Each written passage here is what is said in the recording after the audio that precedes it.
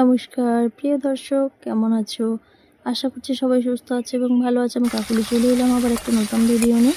তো আজকে আমি এই গরমের জন্য একটা দারুণ রেসিপি রান্না করছি।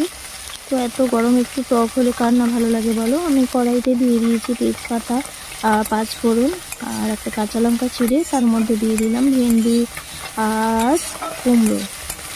তো এগুলোকে ভালো করে ভেজে নিয়েছি। দেখো ভাজা হয়ে গেছে। এর সামান্য হলুদ দিয়ে একটু জল দিয়ে দিলাম। তো পরিমাণ মতো জলটা দিয়ে দিলাম, দিয়ে কেটে রাখা, দেখো কেটে ধুয়ে রেখেছিলাম কাঁচা আমগুলো দিয়ে দিলাম, দিয়ে একটু ঢাকা দিয়ে দেবো সব সবজিগুলো ভালোভাবে যাতে সেদ্ধ হয়ে যায়। তো কাঁচা আমের এই টকটা জাস্ট অসাধারণ লাগে খেতে, বাড়ির প্রত্যেকের ভালো লাগবে, অবশ্যই একবার বানিও। তো আমি মৌরলা মাছগুলো আগেই ভেজে রেখেছিলাম, মৌরলা মাছগুলো দিয়ে দিলাম, দিয়ে আর একটুখানি ফুটিয়ে নেব, টকটা নিলেই হয়ে যাবে।